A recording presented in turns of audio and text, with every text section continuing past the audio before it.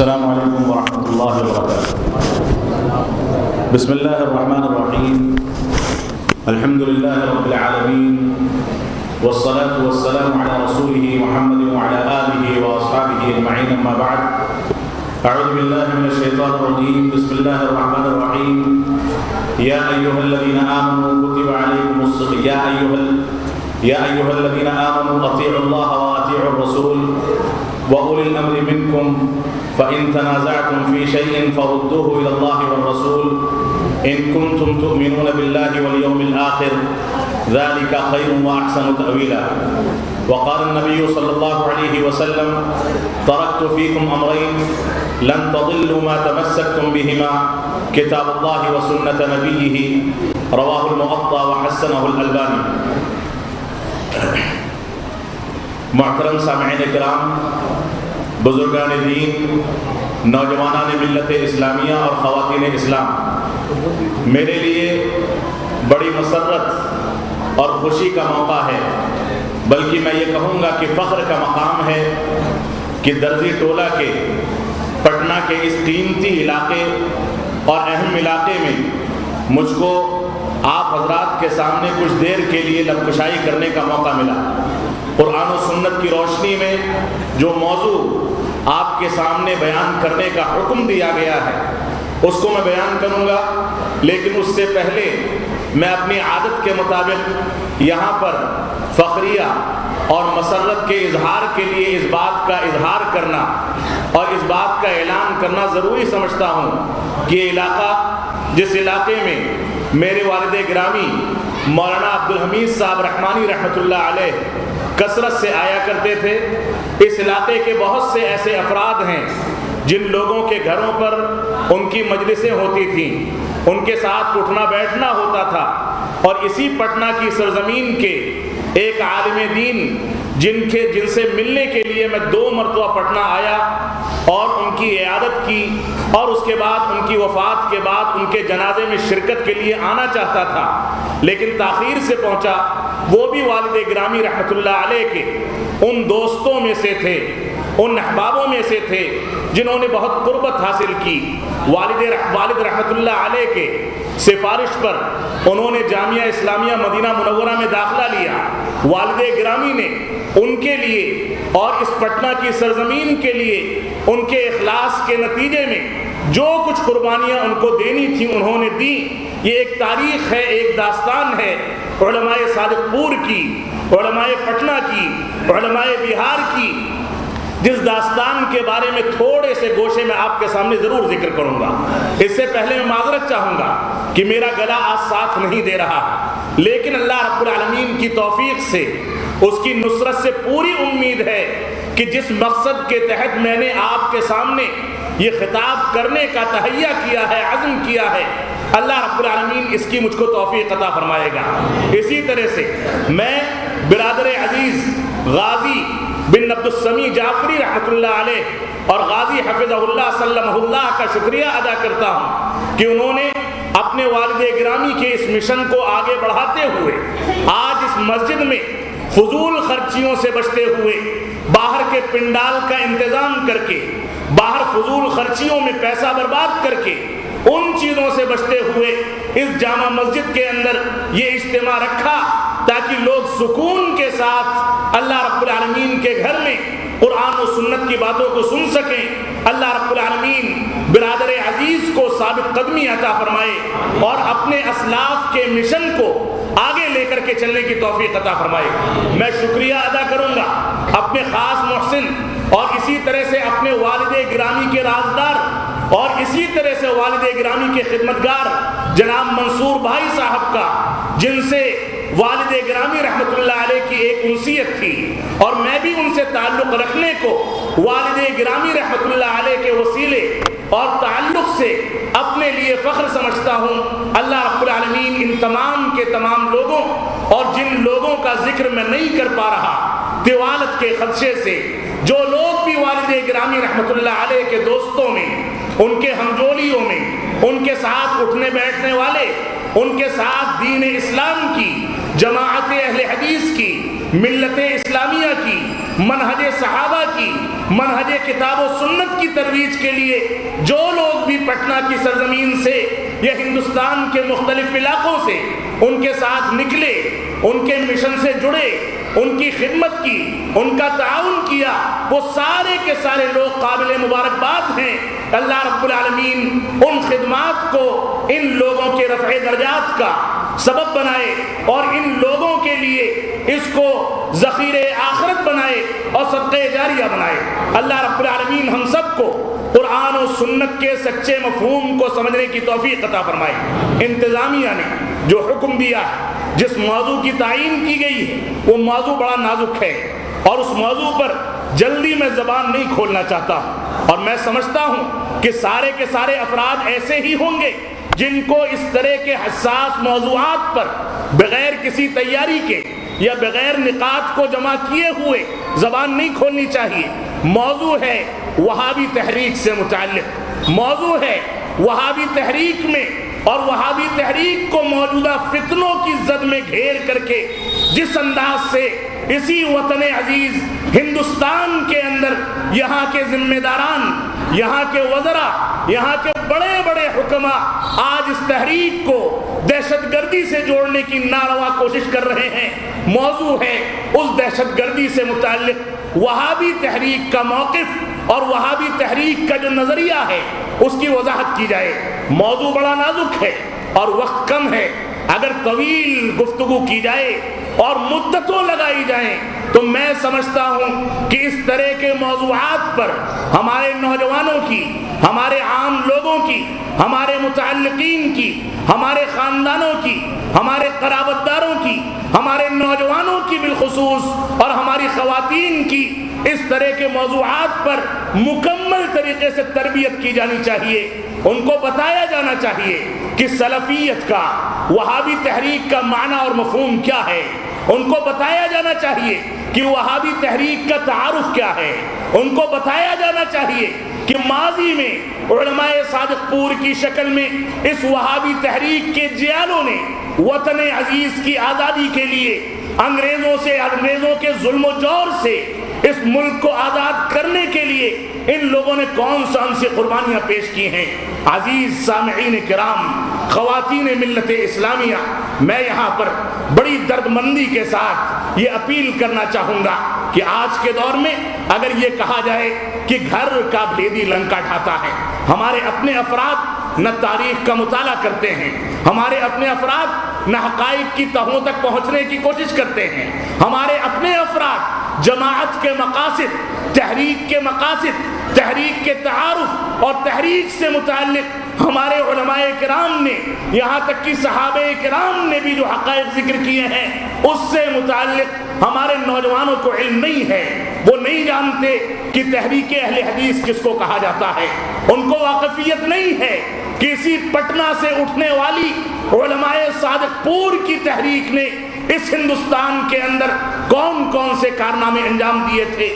ان کو اس بات کا بھی علم نہیں کہ قرآن و سنت کے کون سے دلائل کی بنیاد پر ہم لوگ آج بھی فخریہ یہ بات بیان کرتے ہیں کہ ہمارا مقصد حقیقی اور ہمارا دستور، ہمارا ضابطہ، ہمارا اصول یہ قال اللہ اور قال رسول ہے، اس کے علاوہ کوئی چیز نہیں۔ ہم اس بات کو فخریہ بیان کر سکتے ہیں کہ ہم نے کسی فقہ کی کتاب کو ترویج نہیں دی، ہم نے کوئی فقہ کی ایسی کتاب مرتب نہیں کی جس کے اندر کسی امام کے قول کو جمع کیا جائے، کسی فقیہ کے قول کو جمع کیا جائے، کسی انسان کے قول کو جمع کیا جائے، کسی مفتی کے قول کو جمع کیا جائے، کسی مفکر کے قول کو جمع کیا جائے۔ یہ ہمارا طریقہ نہیں ہے۔ ہمارا طریقہ یہ ہے کہ ہمارے معاملات پھنستے ہیں، ہمارے مسائل الجھتے ہیں تو ہم کتاب اللہ اور سنت رسول اللہ کی جانب رجوع کرتے ہیں، اور کتاب اللہ اور سنت رسول اللہ کو صرف ظاہری مفہوم پر نہیں سمجھتے بلکہ سلف صالحین اور بالخصوص صحابہ کرام کے فہم پر سمجھتے ہیں۔ جو آیت کریمہ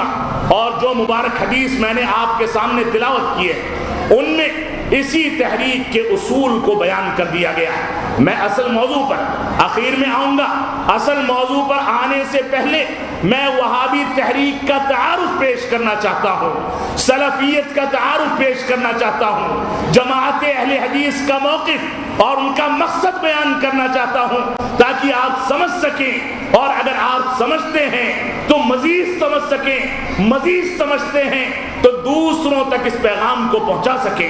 دوسروں کو بتا سکیں کہ آج جو دہشت گردی کا اتہام ان لوگوں پر لگایا جاتا ہے اس سے ان کا دور دور تک تعلق نہیں ہے۔ اگر یہ دہشت گرد ہوتے تو انگریزوں کو نہ بھگاتے، ہندوستان میں واویلا کھڑا کرتے۔ اگر یہ دہشت گرد ہوتے تو ان کی کتابوں کے اندر امن و سلامتی کے اصول نہ بیان کیے جاتے۔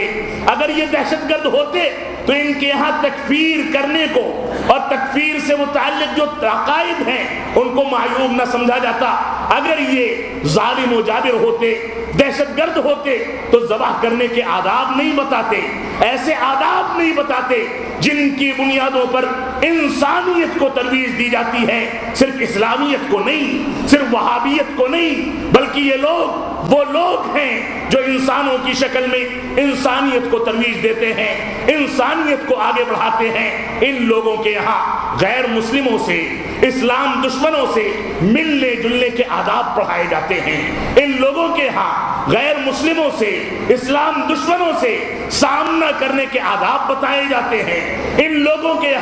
یہاں تک بتایا جاتا ہے کہ عین جنگ کے موقع سے بھی کون سے آداب کو اختیار کیا جائے، کس کے ساتھ گتھم گتھا ہوا جائے، کس کے ساتھ الجھا جائے اور کس کو نظر انداز کر دیا جائے۔ جس تحریک نے پورے ضابطے ذکر کیے ہوں، جس تحریک کے یہاں سرے سے دہشت گردی یا شدت پسندی کو حرام قرار دیا گیا ہو، آج اس تحریک کو بدقسمتی سے ہمارے اپنے کم علمی اور جہالت کی بنیاد پر ساری دنیا میں بدنام کیا جاتا ہے۔ ایک ایک شخص آ کر کے آپ کے سامنے یہ حقائق کب تک بیان کرے گا؟ آپ خود اٹھیں، دین اسلام کا مطالعہ کریں، تحریک کو پڑھیں، تحریک کے کارناموں کو اپنے ذہنوں میں ازبر کریں، ان کو نوٹ کریں، دوسروں تک پہنچائیں۔ ہمارے ہر مسلمان کی ذمہ داری ہے، شکر گزاری کا تقاضا ہے کہ وہ اپنے اسلاف کی تاریخ کو پڑھے، دیکھے کہ کس انداز سے ہمارے اسلاف نے قربانیاں پیش کی، کس انداز سے ہمارے اسلاف نے وطن عزیز کو ظلم و جور سے آزاد کرنے کے لیے اپنے جان و مال کو قربان کر دیا۔ انہی لوگوں کے اسلاف تھے، یہی علاقہ تھا جہاں علماء صادق پور کے گھروں پر عین عید الفطر کے دن بلڈوزر چلا دیے گئے۔ بلڈوزر چلا کر کے انگریزوں نے ان کو تباہ و برباد کر دیا۔ آج تک وہ زمینیں حکومت کے قبضے میں ہیں۔ یہی وہ علماء کرام تھے، یہی وہ ہمارے اسلاف تھے جن کی تاریخ کی ابتدا یہیں سے ہوتی ہے۔ ان لوگوں کو کالا پانی کی سزا دی گئی، ان لوگوں کو ستایا گیا، یہی کہ وہ علماء کرام تھے۔ اور برادر عزیز غازی حفظہ اللہ کے دادا محترم مولانا عبد الخبیر صاحب صادق پوری رحمۃ اللہ علیہ کہ جب نہرو ان کے پاس آئے اور ان کے مکان پر جا کر کے ان سے ملاقات کی آزادی کے بعد، اور اس کے بعد برجستہ کہا کہ علماء صادق پور کی قربانیوں کو جنگ آزادی کی تاریخ میں اگر ترازو کے ایک پلڑے پر رکھ دیا جائے اور سارے ہندوستان کی تحریکوں کو 1757 سے اٹھنے والی تحریکیں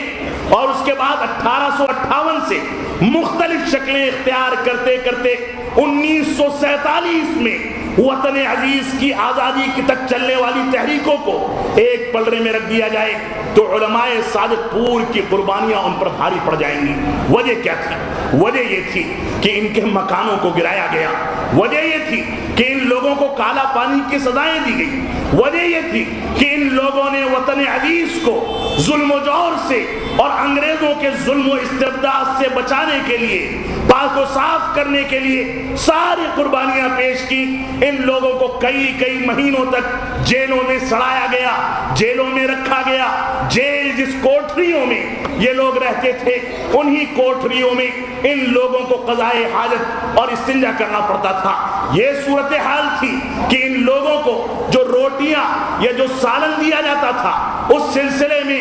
آپ تذکرہ صادقہ کے اندر پڑھیں کہ تذکرہ صادقہ میں اس کے مؤلف مولانا عبد الرحیم صادق پوری رحمۃ اللہ علیہ فرماتے ہیں کہ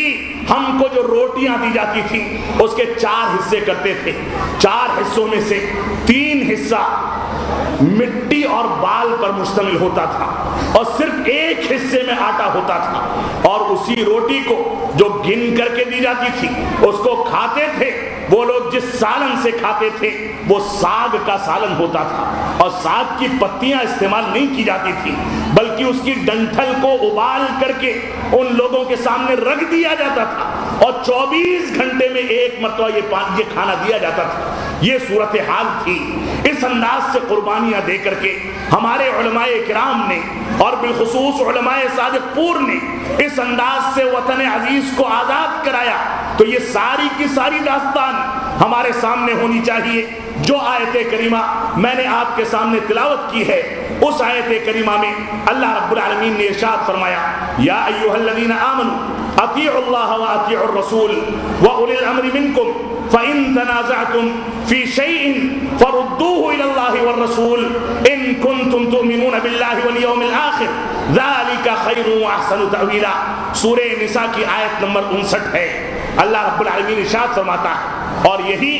اس تحریک کا, یہی وہابی تحریک کا, اور یہی مسلک اہل حدیث کا, یہی سلفیت کا دستور ہے جو آیت کریمہ کے اندر ذکر کر دیا گیا. اللہ رب العالمین نے ارشاد فرمایا یا ایھا الذین آمنوا, اے ایمان لانے والو, جو لوگ تمام کی تمام ایمانیات پر ایمان لے آئے, اللہ رب العالمین پر ایمان لائے, فرشتوں پر ایمان لائے, انبیاء کرام پر ایمان لائے, کتابوں پر ایمان لائے, اور تقدیر کے اچھے اور برے ہونے پر ایمان لائے, یا ایمان سے متعلق رسول اکرم صلی اللہ علیہ وسلم نے جو چیزیں بھی اپنی مبارک حدیث میں یا اللہ رب العالمین نے قرآن مجید میں جن چیزوں کا ذکر کر دیا ہے ان چیزوں پر ایمان لے آئے. اللہ رب العالمین نے فرمایا اے ایمان لانے والو, تم لوگ سن لو, اطیعوا اللہ واطیعوا الرسول, کہ اللہ رب العالمین کی اطاعت کرو, رسول اکرم صلی اللہ علیہ وسلم کی اطاعت کرو, کیونکہ اللہ رب العالمین نے قرآن مجید میں نماز پڑھنے کا حکم دیا ہے, لیکن نماز کا طریقہ تم کو احادیث مبارکہ میں ملے گا, صحیح احادیث میں ملے گا, جس کے ضمن میں رسول اکرم صلی اللہ علیہ وسلم فرماتے ہیں صلو کما رأیتمونی اصلی, اسی طرح سے نماز ادا کرو جس طرح سے مجھ کو ادا کرتے ہوئے دیکھتے ہو. اور اس کے بعد اللہ رب العالمین نے فرمایا وَأُولِي الْأَمْرِ مِنْكُمْ, اور تمہارے درمیان تمہارا جو ولی امر ہے, تمہارا جو امیر ہے, تمہارا جو دینی ذمہ دار ہے, تمہارا جو مفتی ہے, تمہارا جو عالم ہے, تمہارا جو فقیہ ہے, تمہارا جو مولوی اور امام ہے, اس کی بھی پیروی کرو. لیکن رسول اکرم صلی اللہ علیہ وسلم نے اس کے بارے میں روایت کے اندر تذکرہ کر کے فرما دیا کہ لا طاعت لمخلوق فی معصیت الخالق, کہ اللہ رب العالمین کی معصیت میں کسی مخلوق کی اطاعت نہیں کی جائے گی, یعنی اللہ رب العالمین کی اطاعت کی جائے, رسول اکرم صلی اللہ علیہ وسلم کی اطاعت کی جائے. ولی امر اگر قرآن مجید اور سنت رسول کے مطابق فیصلہ کرتا ہے تو اس کی اطاعت کی جائے. لیکن آگے مزید وضاحت کرتے ہوئے اللہ رب العالمین نے اس دستور کو, اس ضابطے کو, جو کہ جماعت اہل حدیث کا خالص ضابطہ ہے, اس ضابطے کو مزید واضح کر دیا. فرمایا فَإِن تَنَازَعْتُمْ فِي شَيْءٍ فَرُدُّوهُ إِلَى اللَّهِ وَالرَّسُولِ, کہ اگر تمہارے درمیان کسی بھی چیز میں اختلاف ہو جائے, عبادات کے طریقے میں ہو, معاملات میں ہو, فضائل میں ہو, رکعت تراویح میں ہو, روزے کے طریقے میں ہو, حج کے طریقے میں ہو, لین دین میں ہو, تجارت میں ہو, اٹھنے بیٹھنے میں ہو, پانی پینے اور کھانے پینے میں ہو, لین دین میں ہو, ایک دوسرے کے ساتھ رشتہ داریاں کرنے میں ہو, لباس پہننے, چہرے مہرے کی کیفیت میں, یا کسی بھی چیز میں تمہارے درمیان اختلاف ہو جائے, فردوہ الی اللہ والرسول, اختلاف کی صورت میں اللہ رب العالمین نے ولی امر کو, مفتی وقت کو خارج کر دیا. فرمایا کہ اگر اختلاف ہوتا ہے تو اختلاف کا حل صرف ایک دستور کے اندر نظر آتا ہے, وہ یہ ہے کہ تم اپنے اختلافات کو اللہ اور اس کے رسول کی جانب لوٹا دو، کتاب اللہ میں تلاش کر لو، سنت رسول اللہ میں تلاش کر لو۔ اس کے علاوہ کوئی تیسری چیز ایسی نہیں ہے جس کے اندر تم کو اپنے اختلافات کا حل تلاش کرنے کا حکم دیا گیا ہو۔ اس وجہ سے اختلافات کی صورت میں تم اپنے معاملات کو قرآن و سنت کی جانب لوٹا دو۔ ان کنتم تؤمنون باللہ، اگر تم اللہ رب العالمین پر ایمان رکھتے ہو تو اس دستور کو اختیار کرو۔ ایمان جتنا کمزور ہوگا اتنا ہی دستور اور ضابطہ کمزور ہوتا چلا جائے گا۔ ایمان جتنا کمزور ہوگا انسان اتنا ہی دوسروں کے اقوال کے پیچھے دوڑ دوڑ کر اپنی زندگی کو، اپنی دینی زندگی کو تباہ و برباد کرے گا۔ اس وجہ سے اللہ رب العالمین نے فرمایا کہ اگر تمہارا ایمان اللہ رب العالمین پر مکمل ہے، پختہ ہے، یوم آخرت پر پختہ ہے، تو ایسی صورت میں اس ضابطے کو اختیار کر لو۔ ذالک خیر واحسن تاویلا، اللہ رب العالمین نے فرمایا کہ یہی تمہارے لیے بہتری کا فیصلہ ہے، یہی تمہارے لیے خیر کی بات ہے اور بہتر توجیہ و تعویل ہے۔ اس کے ذریعے سے تم تمام کے تمام امور میں اپنے اندر اتحاد پیدا کرو گے، اتفاق پیدا کرو گے۔ اور آپ کو اس بات کی وضاحت آپ کے سامنے ہو جانی چاہیے کہ ایک دستور یہ دنیا میں امن و سلامتی پیدا کرنے کا ذریعہ ہوتا ہے۔ دستور جتنے بکھرتے چلے جاتے ہیں، انسان کے معبود اور معبودان باطلہ جلتے بڑھتے چلے جاتے ہیں، انسان کے اندر اتنا زیادہ انتشار ہوتا ہے۔ اگر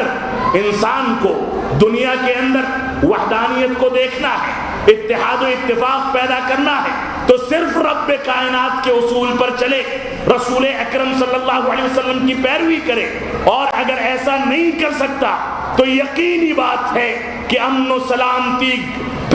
سلامتی بجائے آنے کے انسان سے رخصت ہوتی چلی جائے گی۔ انسان جتنے زیادہ دستور تیار کرے گا اتنے زیادہ انتشارات بڑھیں گے، اتنے زیادہ اختلافات بڑھیں گے، اتنا زیادہ بے چارگی بڑھے گی، اتنا زیادہ بے چینی بڑھے گی، اتنا زیادہ امن و سلامتی ہمارے معاشرے سے رخصت ہوگی۔ آپ دیکھ لیں، امن و سلامتی کو رخصت کرنے کے لیے مسلمانوں نے کم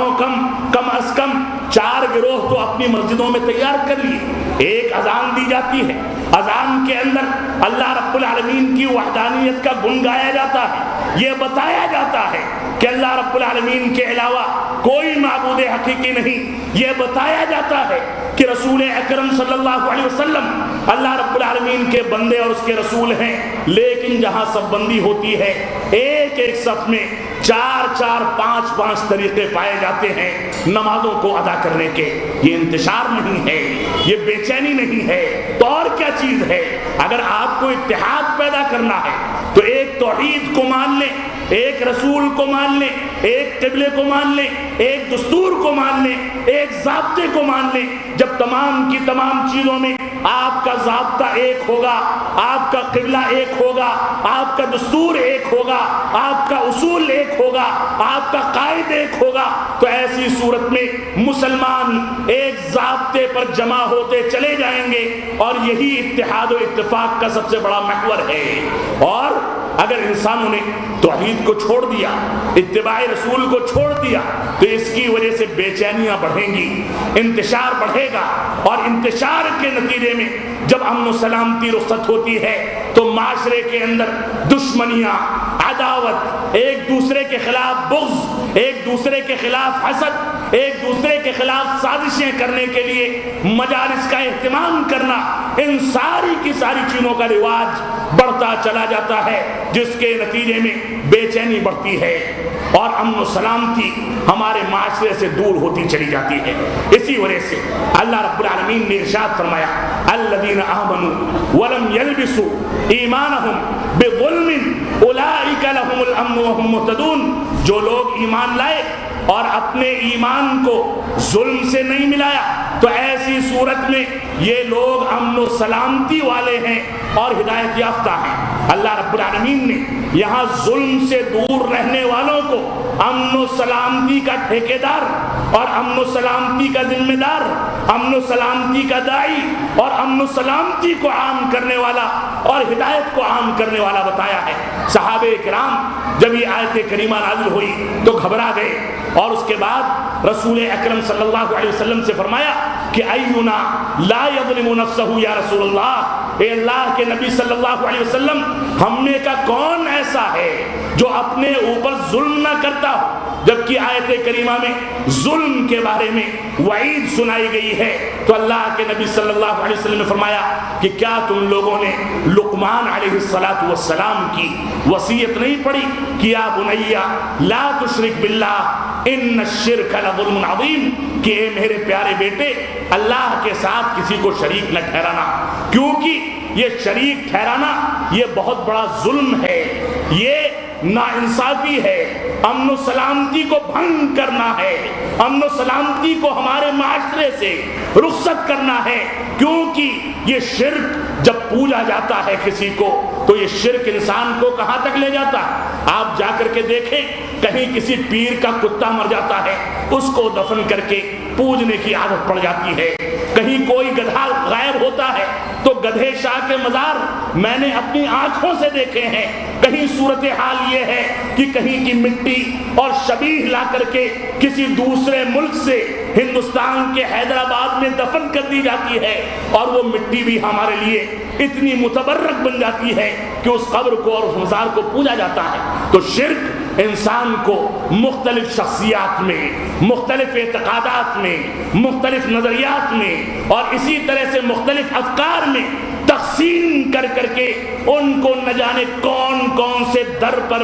اپنے سر کو بھٹکانے اور سر کو پٹکنے پر مجبور کرتا ہے، اور اس کے بعد نتیجے میں امن و سلامتی تباہ ہوتی ہے، شرکیات بڑھتے ہیں۔ اس وجہ سے دنیا میں امن و سلامتی قائم کرنی ہو، دنیا میں راہ ہدایت کو اختیار کرنا ہو، تو ایسی صورت میں سب سے پہلی بنیادی شرط یہ ہے کہ شرکیات کو الوداع کہہ دیا جائے اور توحید کو اختیار کیا جائے۔ تو اللہ رب العالمین نے اس آیت کریمہ میں یہ دستور بتا دیا کہ اے لوگو، اے ایمان لانے والو، اللہ اور اس کے رسول کی اطاعت کرو، ولی امر کی اطاعت کرو۔ اگر قرآن و سنت کے مطابق وہ فیصلے کرتا ہے اور تمہارے درمیان کسی بھی چیز میں اختلاف ہو جائے تو اپنے معاملات کو، اپنے اختلافات کو، اپنے مسائل کو، اپنے جھگڑوں کو قرآن و سنت کی جانب لوٹا دو۔ یہی تمہارا دستور ہونا چاہیے۔ اور میں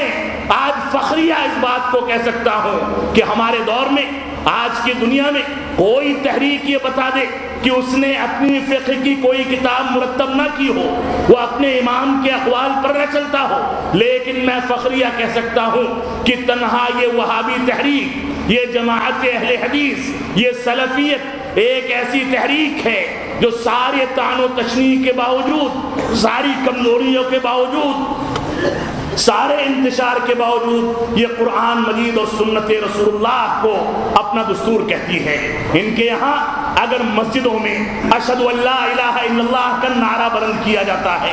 اذان دی جاتی ہے، اشہد ان محمد الرسول اللہ کا کلمہ بلند کیا جاتا ہے، تو ان کی مسجدوں میں صلو کما رأیتمونی اصلی کی سچی تعبیر بھی پائی جاتی ہے۔ آپ دیکھیں، آ کر کے بیٹھیں، دراسہ کریں، بحث و مباحثہ کریں، ہمارے سامنے بیٹھ کر کے دیکھیں کہ کون کتنے پانی میں ہے، کس کا دستور کس کو قرآن و سنت سے قریب لاتا ہے۔ میں یہ دعویٰ نہیں کروں گا کہ یہ سارے کے سارے لوگ جو اپنی نسبت جماعت اہل حدیث کی جانب کرتے ہیں یہ سارے کے سارے اس تحریک کے سچے نمائندہ ہیں۔ یقینی بات ہے کہ ان میں بھی بے نمازی موجود ہیں، ان میں بھی بے راہ روی کے شکار لوگ موجود ہیں، ان میں بھی جھوٹ بولنے والے موجود ہیں، ان میں بھی نگاہوں کے ناجائز استعمال والے موجود ہیں، ان میں بھی کانوں کے ناجائز استعمال کرنے والے موجود ہیں، ان میں بھی ایسے لوگ موجود ہیں جو نمازوں کی پابندی نہیں کرتے اور رسول اکرم صلی اللہ علیہ وسلم کے حقوق کی ادائیگی نہیں کرتے۔ اس وجہ سے میں یہ دعویٰ تو نہیں کروں گا، لیکن اتنا دعویٰ ضرور ہے کہ اگر یہ کرتے ہیں تو قرآن و سنت کے مطابق کرتے ہیں۔ اور یہ دعوت دوں گا، یہ اپیل کروں گا اپنے جماعت کے نوجوانوں سے کہ وہ اٹھ کر کے آئیں، قرآن و سنت کی پیروی کریں، نمازوں کی پابندی کریں، پہلے اپنی اصلاح کریں، اپنے بال بچوں کی اصلاح کریں، اپنی بیویوں کی اصلاح کریں، اپنے خاندان کے لوگوں کی اصلاح کریں، اپنے متعلقین اور دوست و احباب کی اصلاح کریں، اور اس کے بعد اس اصلاحی مشن کو لے کر کے ساری دنیا کے سامنے پیش کریں، تاکہ جس کے سامنے پیش کیا جائے وہ دیکھے کہ جس نے پیش کیا ہے اس کی زندگی واقعی میں اسوہ اور نمونہ ہے۔ اس وجہ سے ہمیں پہلے عملی لحاظ سے مضبوط ہونا ہوگا، اور اس بات کو بھی سمجھ لیں، یہ جو اتہامات مسلسل آتے ہیں اور اہل حدیثوں کو یا وہابی تحریک کے حاملین کو دہشت گردی سے منسوب کیا جاتا ہے، اس کو میں عذاب الہی کا ایک جز اور عذاب الہی کی ایک شکل سمجھتا ہوں، کیونکہ اللہ رب العالمین کا فرمان ہے وَمَا أَصَابَكُم مِّن مُّصِيبَةٍ فَبِمَا كَسَبَتْ أَيْدِيكُمْ وَيَعْفُو عَن كَثِيرٍ، کہ تم کو جو بھی مشکلات لاحق ہوتی ہیں، تمہارے اوپر اتہام لگائے جائیں، تمہاری مسجدیں گرائی جائیں، تمہارے گھروں میں گھس کر کے تمہاری عزت آبرو کے ساتھ کھلواڑ کیا جائے، تمہارے بچوں کو گرفتار کیا جائے، تمہارا رہنا دوبھر کیا جائے، تم کو عدالتوں تک گھسیٹا جائے، اور تمہارے ساتھ جو بھی بیجا اور غلط انداز کا ظلم و جور پر مبنی سلوک کیا جائے، یہ ساری کی ساری چیزیں تمہارے اپنے کرتوتوں کا نتیجہ ہیں، اور اس کے باوجود اللہ رب العالمین بہت ساری کوتاہیوں کو اور بہت ساری سیاہ کاریوں کو معاف فرما دیتا ہے۔ اس وجہ سے اس تحریک کے جیالوں سے اور علماء صادق پور کی سرزمین میں رہنے والوں سے میں یہ اپیل کروں گا کہ آپ تحریک کے مقصد کو سمجھیں، تحریک کے اصول کو سمجھیں، تحریک کے مقصد کو سمجھ کر کے اس کو اپنی زندگی میں نافذ کرنے کی کوشش کریں، اور ہمارے ذمہ داران، ہمارے علماء اور ہمارے امراء، ہمارے ائمہ اور مؤذنین اور یہ سارے کے سارے لوگ اپنی زندگی کے اندر ایک انقلابی تحریک پیدا کر کے عملی تحریک پیدا کریں۔ ان کی زندگی، ان کا چلنا پھرنا، ان کا اٹھنا بیٹھنا، ان کا لین دین کرنا، ان کا لوگوں سے سلام دعا کرنا، ان کا اذانیں دینا، ان کا اقامت کہنا، ان کا مسجدوں کو قائم کرنا، ان کا مسجدوں کو آباد کرنا، ان کا تجارت کرنا، ان کا کھانا پینا، ان کا ماں باپ کے ساتھ سلوک، بچوں کے ساتھ شفقت، تمام کی تمام چیزوں میں ان کی زندگی میں قرآن و سنت کی تعلیمات کی مکمل جھلک نظر آئے۔ یہی تحریک اہل حدیث کا بنیادی مقصد ہے۔ اللہ رب العالمین ہم کو اس مقصد کی تکمیل کے لیے آگے بڑھ کر کمر بستہ ہو کر کے اس کے لیے قربانیاں دینے کی توفیق عطا فرمائے۔ جو حدیث مبارکہ میں نے آپ کے سامنے تلاوت کی تھی، اس میں رسول اکرم صلی اللہ علیہ وسلم ارشاد فرماتے ہیں ترکت فیکم امرین لن تضلوا ما تمسکتم بہما کتاب اللہ و سنت نبیہ۔ معطا کی روایت ہے، علامہ البانی رحمۃ اللہ علیہ نے اس کو حسن قرار دیا ہے۔ فرماتے ہیں اللہ کے نبی صلی اللہ علیہ وسلم کہ تمہارے درمیان میں دو چیزوں کو چھوڑ کر کے جا رہا ہوں، ان دونوں چیزوں کو جب تک تم اپنے دانتوں سے، داڑھ کے دانتوں سے مضبوطی کے ساتھ پکڑے رہو گے تب تک گمراہ نہیں ہو سکتے، اور جس دن یہ پکڑ کمزور ہو گئی تو کمزور جتنی زیادہ ہوگی اتنا زیادہ تم گمراہی کی طرف بھاگتے چلے جاؤ گے۔ تمہارے درمیان فتنے اٹھنے لگیں گے، تمہارے درمیان تمہارے اپنے افراد تمہارے قابو سے باہر چلے جائیں گے، تمہارے درمیان تمہارے خاندان اجڑ جائیں گے، تمہارے اہل بیت اجڑ جائیں گے، تمہارے ماں باپ تم سے بدزن ہو جائیں گے، اور نہ جانے کون کون سے فتنے تمہارے خاندانوں کے اوپر آ کر کے پھٹ پڑیں گے۔ اللہ کے نبی صلی اللہ علیہ وسلم نے فرمایا کہ میں تمہارے درمیان دو چیزوں کو چھوڑ کر کے جا رہا ہوں، ان دونوں چیزوں کو مضبوطی سے پکڑ لو، اچھی طرح سے تھام لو۔ ایک چیز ہے اللہ رب العالمین کی کتاب، اور دوسرا اس کے نبی رسول اکرم محمد الرسول اللہ صلی اللہ علیہ وسلم کی سنتیں ہیں، سنت صحیحہ۔ رسول اکرم صلی اللہ علیہ وسلم کی سنت، وہ نبی جس نبی کو اللہ رب العالمین نے شفاعت عظمی عطا فرمائی، وہ نبی کسی امام کی یہ فضیلت بتا دی جائے، کسی امام کو معصوم قرار دیا گیا ہو تو اس کو ثابت کر دیا جائے، نبی آخر الزمان جس کو معصوم قرار دیا گیا، نبی آخر الزمان جس کے بارے میں ترمذی کی اور صحیح بخاری کی روایت کے مطابق اگر آپ دراسہ کریں تو یہاں تک پتا چلے گا کہ جب انسان اپنی میت کو قبرستان میں لے جا کر کے دفن کرتا ہے تو اللہ رب العالمین واپسی کے وقت اس کو قدموں کی آواز سناتا ہے، اور اس کے بعد فرشتے آتے ہیں، فرشتے اس سے سوال کرتے ہیں۔ سوال میں سے ایک سوال یہ ہوتا ہے کہ تمہارا اس شخصیت کے بارے میں کیا خیال ہے جس کو محمد رسول اللہ کہا جاتا تھا، جس کو محمد صلی اللہ علیہ وسلم کے نام سے یاد کیا جاتا تھا، اس کے بارے میں کیا اعتقاد ہے، اس کی پیروی میں، اس کی اتباع میں تم نے دنیا میں کون سی قربانیاں پیش کی، کس انداز سے اس کی زندگی کو بجا لائے، اس کے احکام و مسائل پر چلے، اس کی محبت کے تقاضوں کو تم نے دنیا میں اپنی زندگی میں رچایا اور بسایا، کس حد تک تم نے اس کا اہتمام کیا، اس کے ساتھ وفاداری کی، اس کے بارے میں کیا خیال ہے۔ انسان نے اگر دنیا میں اتباع رسول کو اختیار کیا ہوگا،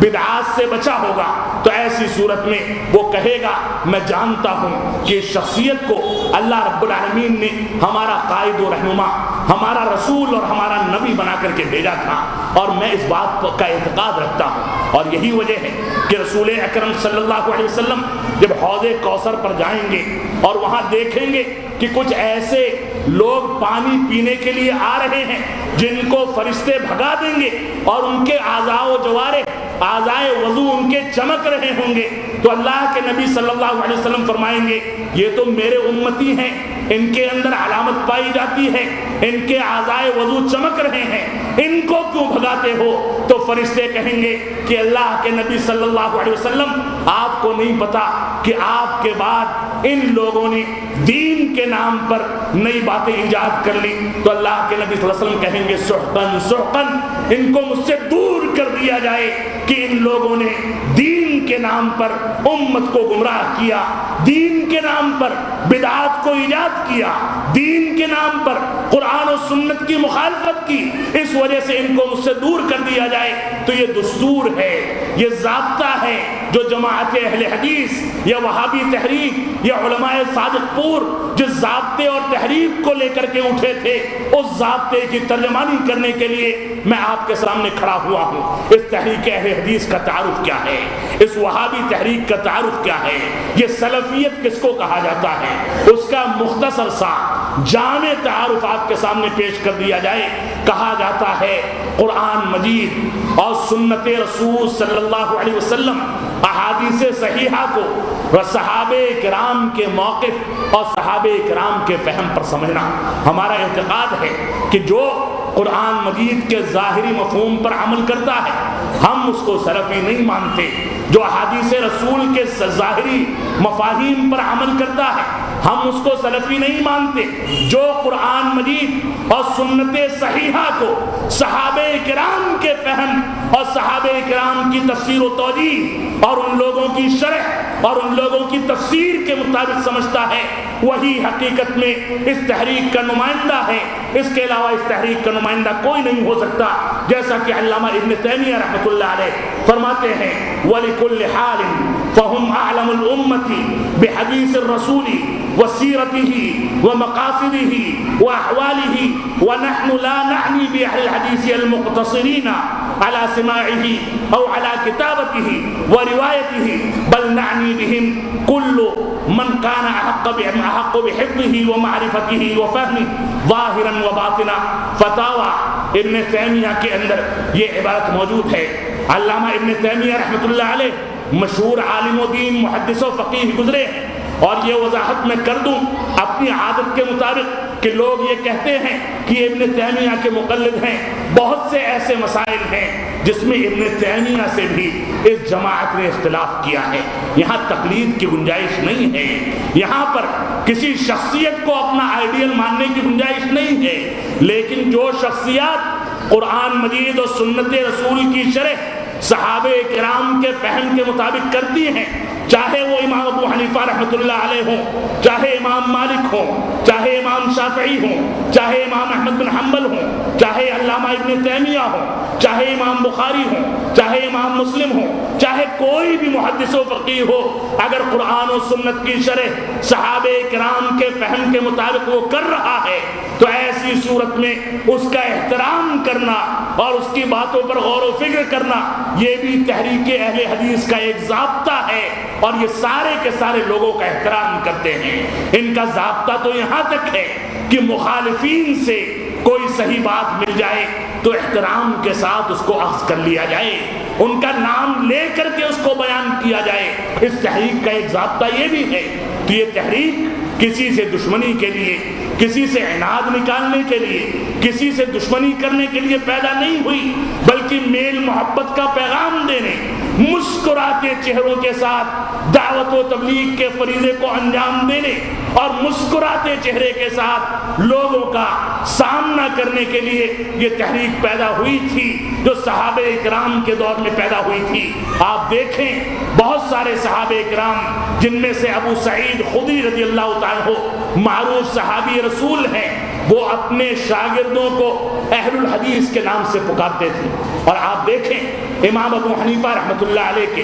استاذ امام شراحیل رحمۃ اللہ علیہ، جنہوں نے 500 صحابہ کرام کا زمانہ پایا اور اس کے بعد تابعین اعظام کے دور میں فوت ہوئے، انہوں نے جو بھی فتویٰ لیا، جو بھی مسئلہ ذکر کیا، وہ سارے کے سارے مسائل صرف صحابہ کرام سے ذکر کرتے تھے اور کہتے تھے کہ میں کوئی بھی بات تمہارے درمیان نقل نہیں کرتا سوائے ان باتوں کے جن پر علماء اہل حدیث کا اجماع ہو جائے۔ علماء اہل حدیث سے متعلق یہاں پر آپ اگر شرح اٹھا کر کے دیکھیں گے، علماء احناف کی شرح کو اٹھا کر کے دیکھ لیں تو امام ابو عامر شراحیل رحمۃ اللہ علیہ کے اس جملے کی شرح میں وہ لوگ کہتے ہیں کہ یہاں پر علماء اہل حدیث سے صحابہ کرام مراد تھے، جن کو یہ لوگ اہل حدیث کے نام سے پکارتے تھے۔ آج کے دور میں یہ اتہام لگتا ہے کہ انگریزوں کی پیداوار ہے، یہ کہا جاتا ہے کہ یہودیوں اور نصرانیوں نے ان کو مسلمانوں کے درمیان اپنے پروپیگنڈے کو آگے بڑھانے کے لیے مسلمانوں کا لبادہ اڑا کر کے مسلمانوں کے بیچ میں چھوڑ دیا ہے، ان کو پیسے ملتے ہیں، ایسا ہوتا ہے ویسا ہوتا ہے۔ معاف فرمائیں گے، قال اللہ اور قال رسول کا پیغام دینے والوں کے بارے میں اس انداز کا پروپیگنڈا کیا جائے تو سارے مکاتب فکر اور سارے مناہج کے ماننے والوں کی ذمہ داری ہے کہ محبت رسول کے تقاضے کے تحت وہ آگے آئیں، ان کا دفاع کریں اور اس انداز کا اتہام لگانے والوں کے خلاف عالم جہاد بلند کریں اور ان لوگوں سے کہیں کہ سنت رسول پر کوئی آنچ آئے تو ہم اس بات کو برداشت نہیں کر سکتے ہیں۔ تو یہ جماعت اہل حدیث کا موقف ہے، ان کی تاریخ ہے، اس میں بہت زیادہ تفصیل سے نہیں جانا چاہتا۔ اللہ رب العالمین ہم کو قرآن و سنت کے مطابق صحیح انداز سے قرآن و سنت کی پیروی کرنے کی توفیق عطا فرمائے، قرآن و سنت کی سچی ترجمانی کرنے کی توفیق عطا فرمائے، ہم کو توفیق عطا فرمائے کہ ہم کتاب اللہ اور سنت رسول اللہ کے مطابق زندگی گزار سکیں۔ آپ دیکھیں تحریک اہل حدیث میں نے آپ کو علماء صادق پور کے بارے میں تھوڑا سا خاکہ آپ کے سامنے پیش کیا۔ ہمارے نوجوانوں کی ذمہ داری ہے کہ یہاں کے عمارت سے رجوع کر کے وہ ان کتابوں کو حاصل کریں اور جنگ آزادی کی تحریک میں ہمارے علماء کرام نے، چاہے وہ علماء احناف ہوں، علماء شافعیہ ہوں، علماء مالکیہ ہوں، علماء احناف ہوں یا اہل حدیث علماء کرام ہوں، ان سارے کے سارے لوگوں کے کارناموں کو سامنے رکھ کر کے وہ اپنی ماضی کی تاریخ کا مطالعہ کریں۔ ان کی ذمہ داری ہے کہ وہ تارا چند کو پڑھیں، ان کی ذمہ داری ہے کہ وہ تذکرہ صادقہ کو پڑھیں، ان کی ذمہ داری ہے کہ ڈاکٹر قیام الدین احمد رحمۃ اللہ علیہ کی وہابی تحریک والی کتاب کو پڑھیں، ان کی ذمہ داری ہے کہ علامہ نذیر احمد رحمانی کی اہل حدیث اور سیاست کو پڑھیں، ان کی ذمہ داری ہے کہ ان کتابوں کا مطالعہ کریں جن کتابوں کے اندر قرآن و سنت کے پورے احترام کو باقی رکھتے ہوئے ہمارے علماء کرام نے یہاں جہاد کی تحریک اور تحریک آزادی کو چھیڑا اور اس کی تاریخ کو درج کیا گیا۔ ہمارے نوجوان آج نہیں پڑھیں گے تو کون سی مخلوق پیدا ہونے والی ہے جو اپنے اسلاف کو پڑھے، اپنے اسلاف کی زندگی پر روشنی ڈالے، اپنے اسلاف کی جو تحریک ہے اس تحریک کے مطابق وہ زندگی کو اور عملی زندگی کو ڈھال سکے۔ آپ دیکھیں کہ تحریک وہابی کو ختم کرنے کے لیے 1857 میں انگریزوں نے پورے ہندوستان میں جو مہمیں چھیڑی ان کی تعداد 36 مہموں کی شکل میں پورے ہندوستان میں بکھر گئی، صرف وہابی تحریک کو ختم کرنے کے لیے۔ اسی طرح سے W ہنٹر جو انگریز مؤلف ہے وہ لکھتا ہے کہ اگر ہندوستان میں وہابی تحریک سے ہمارا سامنا نہ ہوا ہوتا اور وہابی تحریک نے انگریزوں کے خلاف فتوے جاری نہ کیے ہوتے تو ہندوستان کو اتنے آرام سے ہم نہیں چھوڑتے اور ہندوستان میں ہم کافی دنوں تک اپنے قدموں کو جمائے رکھتے۔ یہ مسلمانوں کے اور علماء اہل حدیث کے کارنامے تھے، ان کارناموں کو دیکھا جانا چاہیے۔ تارا چند لکھتا ہے جو کہ ایک ہندو مورخ گزرا ہے، اس نے انصاف کے ساتھ لکھا کہ پوری تحریک میں جو تقریباً 1.5 صدی پر یا 1 صدی سے زیادہ کے عرصے پر مشتمل ہے، اس پوری تحریک میں تحریک آزادی ہند میں کم و بیش 5 لاکھ علماء اہل حدیث کو شہید کیا گیا، 5 لاکھ علماء اہل حدیث، اور اس کے بعد ان کی قربانیوں کے نتیجے میں یہ ملک آزاد ہوتا ہے۔ تو اس ملک کے اندر اس انداز کے اتہامات، اس انداز کی توہین اور اس انداز کے پروپیگنڈے کو لے کر کے ہم نہیں چل پائیں گے۔ میں چاہوں گا کہ اپنے اصل موضوع کی جانب آؤں۔ اللہ رب العالمین ہم کو وہابی تحریک کے بارے میں اور دہشت گردی کے بارے میں مکمل طریقے سے اس چیز کو سمجھ لینے کی توفیق عطا فرمائے کہ وہابی تحریک تنہا ایک ایسی تحریک ہے جس کے علماء اور جس کے مفتیوں نے ہندوستان ہی نہیں پوری دنیا کے اندر موجودہ وقت میں بھی اور ماضی میں بھی یہ فتوے جاری کیے ہیں کہ تحریک اہل حدیث یا سلفی تحریک کے ماننے والوں کے لیے حکومتوں کے خلاف مظاہرے کرنا جائز نہیں ہے، پروٹیسٹ کرنا جائز نہیں ہے۔ یہ تنہا ایک ایسی تنظیم اور تحریک ہے جو مظاہروں کو بھی حرام کہتی ہے۔ اس کے علماء کہتے ہیں کہیں آپ کا حق مر رہا ہو تو ذمہ داران ایک کاغذ پر اپنے مطالبات رکھیں اور ذمہ داران سے جا کر کے ملیں، ان سے مطالبات کریں، ان کو راضی کرنے کی کوشش کریں، اور اس کے باوجود حق نہ ملے تو عدالتوں کا چکر لگا کر کے یہ مقدمات کریں اور قانون کے دائرے میں رہ کر کے اپنے حقوق کو حاصل کرنے کی کوشش کریں۔ تو تنہا ایک ایسی تحریک ہے جو تحریک پروٹیسٹ اور مظاہروں کو حرام کہتی ہے، یہ تنہا ایک ایسی تحریک ہے جو دہشت گردی کو پھیلانے والی فکر، جس فکر کو شریعت اسلامیہ میں خوارج کی فکر کہا جاتا ہے، ایسے افراد جو بظاہر تو مسلمان ہیں لیکن وہ قرآن و سنت کے اصولوں کو اختیار نہیں کرتے، ان لوگوں کو خارجی کہا جاتا ہے۔ تحریک اہل حدیث اور سلفی تحریک نے صحابہ کرام ہی کے دور سے ان خوارج سے پوری امت اسلامیہ کو ہمیشہ ڈرایا، ان کے خلاف فتوے جاری کیے، ان کی تحریک کو، ان کے فہم کو اور ان کے انداز کو، ان کی سوچ کو، ان کی فکر کو غیر اسلامی فکر قرار دیا، اور یہی خوارج کی تحریک ہے جو آج کے دور میں دہشت گردی کو،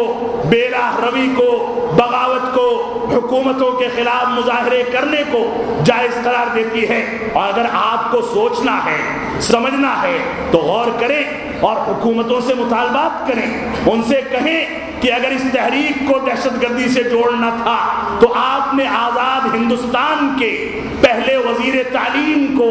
جماعت اہل حدیث میں سے کیوں منتخب کر لیا؟ مولانا ابوالکلام آزاد رحمۃ اللہ علیہ جماعت اہل حدیث کے بزرگ عالم دین، بڑے علماء کرام میں جن کا شمار ہوتا ہے، وہ جماعت اہل حدیث کے عالم دین تھے، آزاد ہندوستان کے پہلے وزیر تعلیم۔ اور آپ دیکھیں جب 1953 یا 1955 میں جب ملک سعود رحمۃ اللہ علیہ سعودی عرب سے سرکاری دورے پر ہندوستان تشریف لاتے ہیں، اور اس وقت کی حکومت نے، جواہر لال نہرو نے اور ان لوگوں نے اس بات کا اہتمام کیا کہ کسی تحریک کا انتخاب کیا جائے جس تحریک کا کوئی نمائندہ ملک سعود رحمت اللہ علیہ کو لال قلعے کی فصیل سے استقبالیہ پیش کرے عربی زبان میں، تو اس دور میں بھی اسی بہار کی سرزمین کے ایک عالم دین کو جو کہ جمعیت اہل حدیث کے امیر اور اس کے ناظم تھے مولانا آروی رحمت اللہ علیہ، ان کو منتخب کیا گیا اور سرکاری اعزاز کے ساتھ انہوں نے لال قلعے کی فصیل سے ملک سعود رحمت اللہ علیہ کو ملک سعود رحمت اللہ علیہ کا استقبال کیا۔ یہی اتنا نہیں ہوا، اگر دہشت گردی سے اس کو منسوب کیا جانا تھا اور سعودی عرب کو اس کی چپیٹ میں لپیٹا جانا تھا تو آپ کو یہ بھی پتا ہونا چاہیے کہ جواہر لال نہرو نے اسی موقع سے یہاں تک کیا تھا کہ ملک سعود رحمت اللہ علیہ نے یہاں سے تھوڑی سی مسافت پر واقع بنارس شہر میں جب وہ آئے، جامعہ سلفیہ کی بنیاد پڑھنے کے معاملات تھے تو انہوں نے خواہش ظاہر کی کہ میں مندروں کو اپنی نگاہوں سے دیکھنا نہیں چاہتا۔ حکومت ہند نے مندروں کے اوپر کپڑے ڈلوا دیے، سارے کے سارے معبودان باطلہ منہ چھپاتے پھرتے تھے، ایک توحید کا علمبردار آیا تھا۔ اگر دہشت گردی سے ان کی نسبت کرنی ہے تو حکومت کے ان فیصلوں کی کیا توجیہ کی جائے گی، کون سی تعویل کی جائے گی، کیسے بتایا جائے گا کہ اس تحریک اہل حدیث نے جنگ آزادی میں، ہمارے علماء کرام نے جنگ آزادی کی تحریک میں ساری قربانیاں پیش کی۔ کون سے اسباب تھے کہ جواہر لال نہرو وزیر اعظم کے عہدے پر فائز ہونے کے باوجود دہلی سے پٹنہ آتے ہیں، علماء صادق پور کے امیر مولانا عبد الخبیر صادق پوری سے ملتے ہیں اور اس کے بعد ان سے کہتے ہیں جو واقعہ میں نے شروع میں بیان کیا۔ اللہ رب العالمین ہم کو انصاف کے ساتھ فیصلے کرنے کی توفیق عطا فرمائے۔ تو سلفیت کیا ہے؟ سلفیت کے بارے میں آپ کو بے شمار حقائق آپ کے سامنے پیش کیے جانے چاہیے اور اس کے لیے مستقل وقت درکار ہے، لیکن میں اختصار کے ساتھ سلفیت کا وہ اصول ذکر کرنا چاہتا ہوں، وہ ضابطے ذکر کرنا چاہتا ہوں جن ضابطوں کے تحت سلفی علماء کرام نے دہشت گردی کے بارے میں فتوے دیے ہیں، اور ان فتووں کو آج بھی ہم اپنی لائبریریوں کی، اپنے مدرسوں کی، اپنے کلاس رومز کی، اپنے طلباء کے مطالعے کی، اپنے علماء کرام کے خطبوں کی زینت بناتے ہیں۔ ان چیزوں کو خطبات جمعہ میں پیش کیا جاتا ہے، طلباء کے سامنے پیش کیا جاتا ہے، ان چیزوں کو پیش کر کے بتایا جاتا ہے کہ شدت پسندی، سخت روی اختیار کرنا یہ سلفیت کا پیشوا، سلفیت کا ایڈیم نہیں ہے، سلفیت کا طریقہ نہیں ہے، بلکہ یہ لوگ نرمی کے ساتھ زندگی گزارنے کے قائل ہیں۔ یہ ایک الگ مسئلہ ہے کہ اس تحریک کے بعد لوگ تحریک کو نہ سمجھ سکے ہوں، غلطی کرتے ہوں، ان کی غلطیوں کی بنیاد پر پوری تحریک زد میں آ جائے تو ایسی صورت میں ایسی غلطیاں کرنے والوں سے ہم سلفیت کے ذمہ دار ہونے کی حیثیت سے آج اس مجلس میں بھی برات کا اظہار کرتے ہیں اور اپنی تحریروں میں، اپنی کتابوں میں، اپنے فتووں میں، اپنے لیکچروں میں، اپنے محاضرات میں، اپنے خطبوں میں، اپنے نمائندوں کے ہاں ہر جگہ ایسے لوگوں اور ایسے لوگوں کے عمل سے ہم لوگ برات کے اظہار کو اپنے لیے فخریہ عمل سمجھتے ہیں۔ اس وجہ سے چند لوگوں کے عمل کے نتیجے میں پوری تحریک کو بدنام نہ کیا جائے، اور اس بات کو سمجھ لیں کہ کوئی دنیا میں ایسی تحریک یا ایسا مذہب نہیں ہے جس کے ماننے والوں میں ایسے شدت پسند لوگ نہ پائے جاتے ہیں، لیکن چند لوگوں کی شدت پسندی کے نتیجے میں پوری تحریک کو بدنام کیا جائے، یہ انصاف کی بات نہیں ہے۔ آپ دیکھیں کہ اگر شدت پسندی کو دیکھنا ہے تو ان لوگوں کی مسجدوں کی داستان کو دیکھ لیں جن کی مسجدوں میں کوئی اہل حدیث یا سلفی گھس جاتا ہے تو اس کو دھلوا دیا جاتا ہے۔ شدت پسندی کس کو کہا جاتا ہے؟ یہ شدت پسندی ہے کہ ایک قال اللہ اور قال الرسول کی صداؤں کو بلند کرنے والا آپ کی مسجد میں گھس جائے تو اس کی مسجد کو آپ اپنی مسجد کو دھلوا لیں۔ شدت پسندی یہ ہے، جیسا کہ ابھی اسی مہینے کے اندر اور اس سے پہلے نہ جانے کتنے واقعات پیش آ چکے کہ قبر پرستوں کے قبرستان میں غیر قبر پرستوں کی قبر جب کھودی گئی، ان کی لاش کو دفن کیا گیا تو ان لوگوں نے اس وجہ سے کہ یہ قبر پرست نہیں ہے اس کی لاش کو نکال کر کے قبرستان کے باہر پھینک دیا۔ یہ شدت پسندی ہے، اور میں کہوں گا کہ اس سے بڑی دہشت گردی کچھ نہیں ہو سکتی۔ تو شدت پسندی اگر دیکھنی ہے تو اس کی حقیقت تک، اس کی جڑوں تک پہنچ کر کے دیکھا جائے تو سلفیت کا جو اصول ہے، سلفیت کا جو ضابطہ ہے، اس کو سامنے رکھ کر کے آپ دیکھیں کہ رسول اکرم صلی اللہ علیہ وسلم اپنے تمام خطبوں میں، تمام دروس میں، تمام محاضرات میں، تمام تقریروں میں ایک صیغہ پڑھا کرتے تھے۔ اللہ کے نبی صلی اللہ علیہ وسلم فرماتے تھے ان اللہ یأمر بالعدل والاحسان، کہ اللہ رب العالمین نے عدل اور احسان کا حکم دیا ہے۔ سورہ نحل کی آیت کریمہ، اس آیت کریمہ کی تلاوت خطبات جمعہ کے اندر کرنا مسنون ہے، اور ہر مسجد میں کم از کم ہفتے میں ایک مرتبہ یہ پیغام ضرور دیا جاتا ہے۔ یہ عدل و انصاف کیا چیز ہے؟ یہ سلفیت کا پہلا ضابطہ ہے۔ یہ عدل و انصاف جہاں اس کا پانی مرتا ہے، عدل و انصاف کو چھوڑ کر کے لوگ ظلم و جور کو اختیار کرتے ہیں، وہیں سے دہشت پسندی اور بے چینی کی ابتدا ہوتی ہے۔ جب انصاف نہیں کیا جائے گا، کسی گھر کے کسی نوجوان کو اٹھا لیا جائے، اس کا کوئی گناہ نہ ہو، تو ایسی صورت میں اس کے گھر سے جذباتیت کے اٹھنے کے پورے امکانات ہوتے ہیں۔ اس وجہ سے ہم مصباح کے داعی ہیں کہ انسان دین کے معاملات میں یکسویت پیدا کرے، احسان پیدا کرے، یکسویت کی صفت پیدا کرے، اور اسی طرح سے عدل و انصاف سے کام لے جو سلفیت کا پہلا ضابطہ ہے۔ اللہ رب العالمین نے ارشاد فرمایا ان اللہ یأمر بالعدل والاحسان، کہ اللہ رب العالمین تم لوگوں کو عدل و انصاف کا اور احسان کا حکم دیتا ہے، لہذا اس حکم کی پیروی کی جائے، اس کو اختیار کیا جائے، اس کو اپنایا جائے۔ یہ پہلا ضابطہ ہے۔ میں زیادہ تفصیل میں نہیں جاؤں گا کیونکہ وقت ختم ہونے کو ہے۔ اسی طرح سے سلفیت کا دہشت گردی سے متعلق دوسرا ضابطہ یہ ہے کہ ظلم اور حد سے بڑھ جانے کو یہ لوگ حرام کہتے ہیں۔ اللہ رب العالمین کا فرمان ہے لا تعتدوا ان اللہ لا يحب المعتدین، کہ تم لوگ حد سے نہ بڑھ جاؤ، ظلم نہ کرو، کیونکہ اللہ رب العالمین حد سے تجاوز کرنے والوں کو پسند نہیں کرتا ہے، ظلم و جور کرنے والوں کو پسند نہیں کرتا۔ اللہ رب العالمین نے خود ارشاد فرمایا، حدیث قدسی ہے، یا عبادی انی حرمت الظلم علی نفسی، اے بندو میں نے اپنے اوپر ظلم کو حرام کیا ہے اور تمہارے درمیان ظلم و جور کو حرام کیا ہے، فلا تظالموا، لہذا تم لوگ ظلم و جور نہ کیا کرو۔ جو ظلم نہ کرے، جو جور نہ کرے، وہ شدت پسند کیسے ہو سکتا ہے؟ شدت کی تعلیمات کو کیسے عام کر سکتا ہے؟ تو ظلم و جور کو چھوڑنا،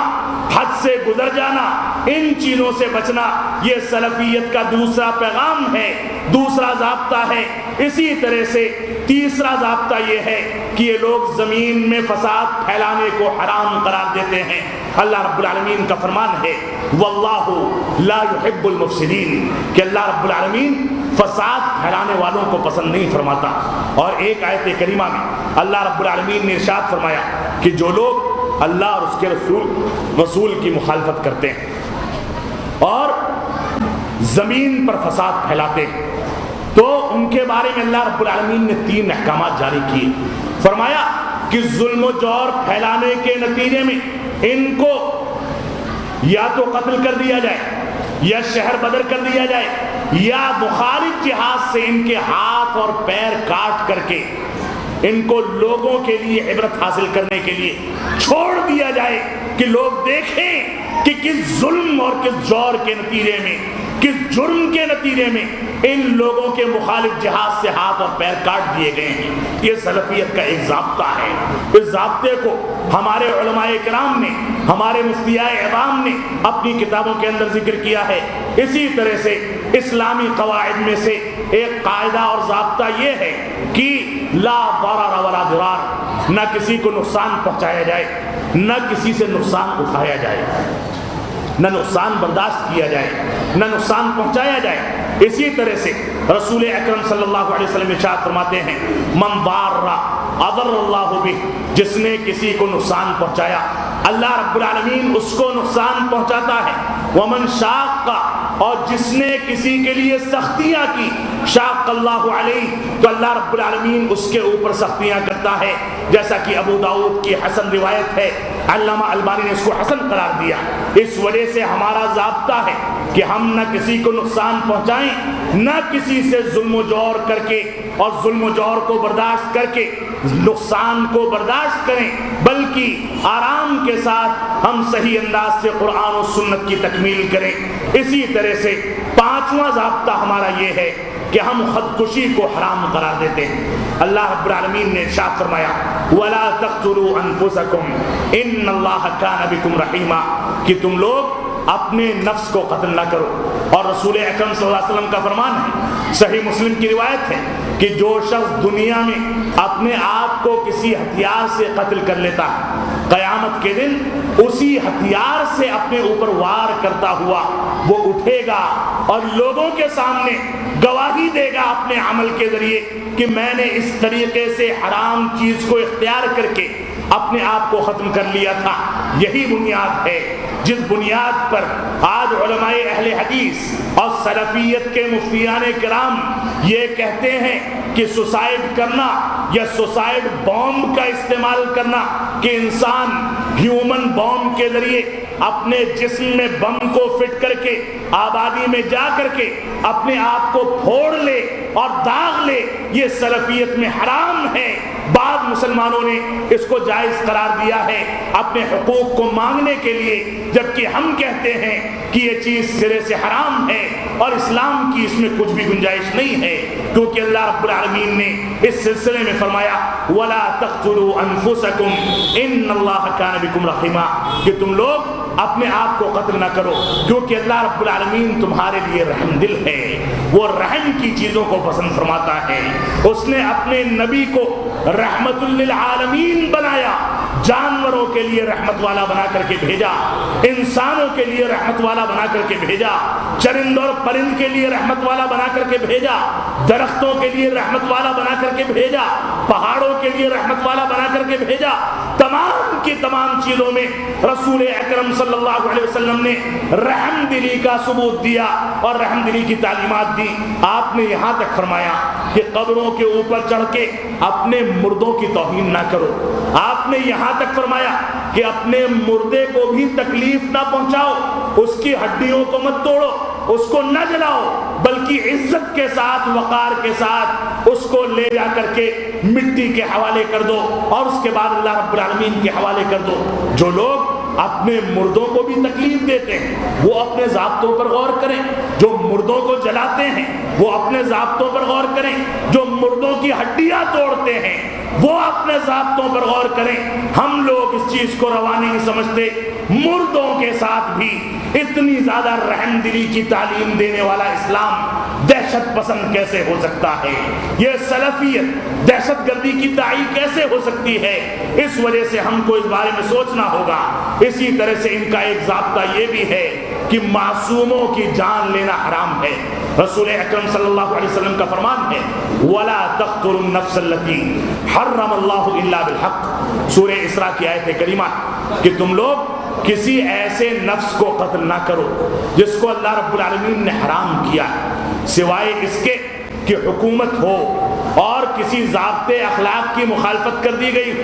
حد نافذ کرنی ہو، تو ایسی صورت میں حاکم وقت کو سزا کے طور پر اسلامی حکومت کے دائرے میں رہتے ہوئے کسی انسان کو سزا دینے کا اختیار ہے۔ ایک انسان دوسرے انسان کو کسی کمی یا کسی کوتاہی کے نتیجے میں سزا نہیں دے سکتا، کوئی انسان اپنے ہاتھ میں قانون نہیں لے سکتا،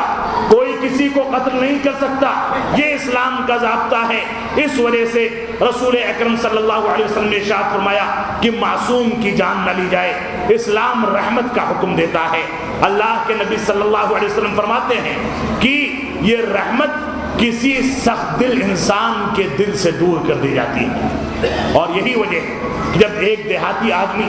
رسول اکرم صلی اللہ علیہ وسلم کے پاس بیٹھا ہوا تھا، آپ نے کسی چھوٹے سے بچے کو بوسہ لیا تو یہ دیہاتی آدمی تعجب سے دیکھنے لگا اور اس کے بعد پوچھا کہ آپ لوگ بچوں کو بوسہ دیتے ہیں؟ تو اللہ کے نبی صلی اللہ علیہ وسلم نے فرمایا کہ ہاں، ہم کو چھوٹوں کے لیے شفیق اور بڑوں کا احترام کرنے والا بنا کر کے بھیجا گیا. اور بچوں کے ساتھ جو ایسا سلوک نہ کرے وہ سچا مسلمان نہیں ہو سکتا. یہی وجہ ہے کہ رسول اکرم صلی اللہ علیہ وسلم بچوں کے ساتھ کھیلتے تھے, ان سے مذاق کرتے تھے,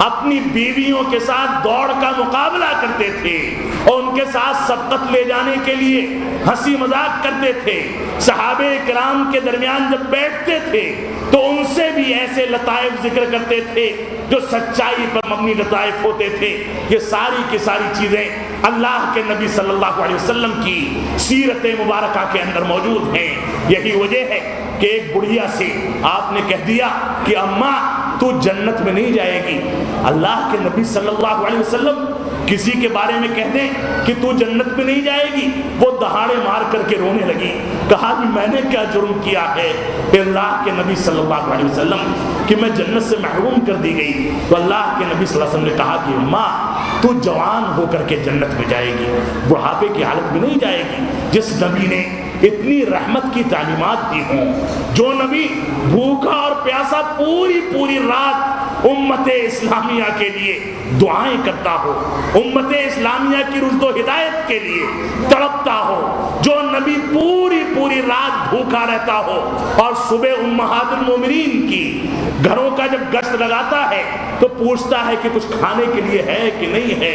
تو امہات المومنین کہتی ہیں کہ اللہ کے نبی صلی اللہ علیہ وسلم جو کچھ تھا صدقہ کر دیا,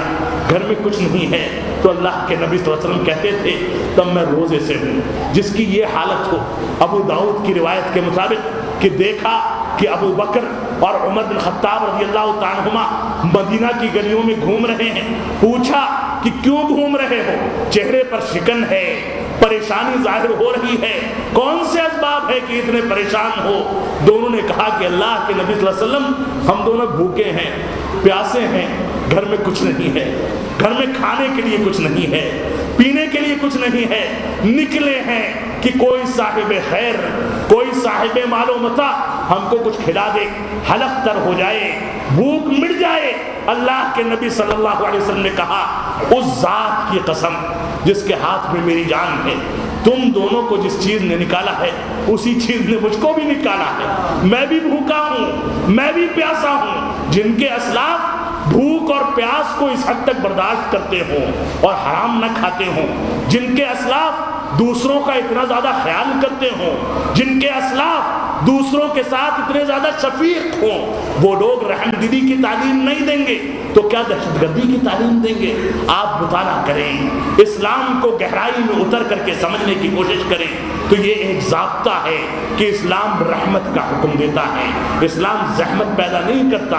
شدت پیدا نہیں کرتا. اسی طرح سے اسلام میں ایک دوسرے پر ہتھیار اٹھانے کو حرام کیا گیا. یہی اتنا نہیں بلکہ ایک دوسرے پر ہتھیار کے ذریعے سے اشارہ تک کرنے کو اسلام نے حرام کیا. جیسا کہ صحیح بخاری اور صحیح مسلم کی روایت ہے کہ من حمل علینا السلاح فلیس منا, جس نے ہمارے اوپر ہتھیار اٹھا لیا وہ ہم میں سے نہیں ہے, وہ مسلمان نہیں ہے. اور اسی طرح سے صحیح بخاری اور صحیح مسلم ہی کی روایت میں ہے کہ تم میں سے کوئی آدمی اگر بازار میں جائے اس کے پاس نبل یا بھالا ہو تو ایسی صورت میں اس کا دھاردار حصہ جو ہے, جو نوک ہے, اس کو نیچے کی طرف کر کے چلے کہ کہیں ایسا نہ ہو کسی جانور کو یا کسی انسان کو تکلیف پہنچ جائے. جو اسلام اتنی رحم دلی کی تعلیم دے اس کو دہشت گردی سے موسوم کیا جائے, یہ انصاف کی بات نہیں ہے. اسی طرح سے خیانت کرنے اور دھوکہ دینے کو بھی اسلام نے حرام قرار دیا.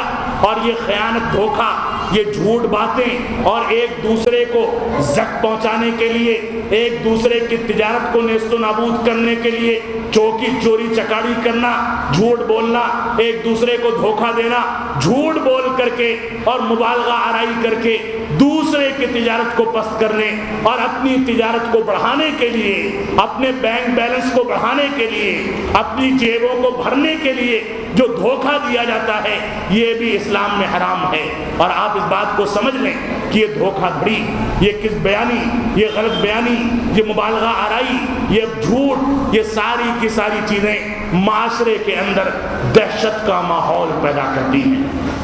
اس کے نتیجے میں بے چینی بڑھتی ہے، امن و سلامتی رخصت ہوتی ہے، اور اس کے نتیجے میں انسان نے ایک دوسرے کی دشمنی پر اپنے آپ کو آمادہ کرتا ہے، ایک دوسرے کے خلاف حسد اور جلن بڑھتی ہے،